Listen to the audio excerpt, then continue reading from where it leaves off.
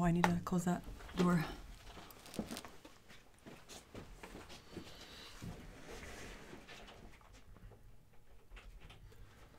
I'm starting without you.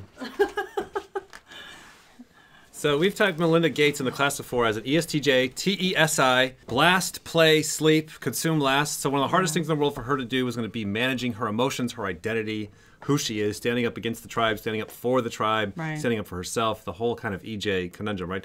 So we've got a clip here of Melinda Gates. The world is in trouble. They've been warning about, the virus spreading for years. They're then stepping up and helping a lot of people, and you don't know much about it. Like, they're just busy doing it. Right. The Gates Foundation is now putting billions of dollars behind 8 different vaccines, hoping to find at least one that works.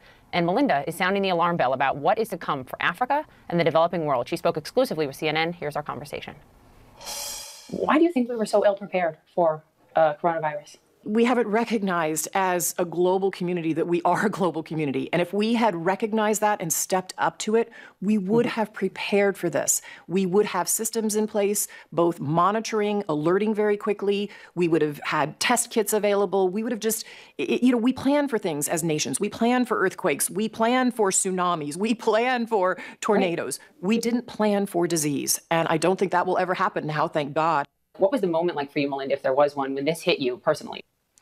When I saw what China had to do to isolate such an enormous part of their population, my first thought was Africa. How in the world are they going to deal with this? I've been in townships all over Africa, in slums.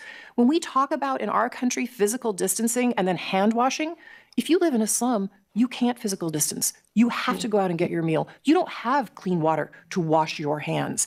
And so as soon as I saw that, and we know from the foundation's work how quickly disease spreads, I thought, oh my gosh, we have a crisis on our hands that we aren't even talking about yet in the United States and what's going to happen to the rest of the world. I wonder what keeps you up at night right now?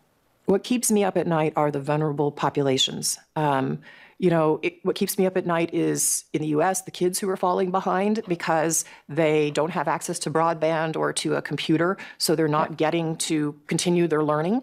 What keeps me up at night are the vulnerable populations who I know in Africa. I've met some of them. I can't imagine being a parent in those circumstances, and those are the things that keep me up at night. So what is so touching about that? When you see someone that is choosing an identity of the owner, the provider, like, it's not her role.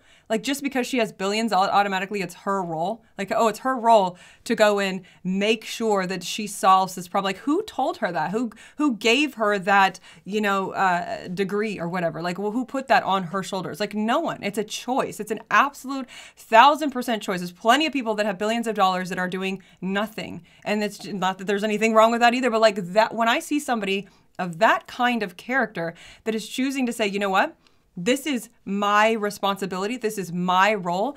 I take that and I'm like, I am not there yet. I am not doing even enough. I need to have more responsibility. I need to take more on. And honestly, like, the more we're studying these kind of like archetype things, because yes, absolutely, your functions are great. That is a beautiful map. It's wonderful to have a map for what parts you are naturally going to cling to and run away from. Yes, absolutely, do know your map. But the real thing to kind of look at here is like, what role do you play in the tribe? Are you playing the child, where you have people, social constructs above you that are taking care of you, that you're dependent on?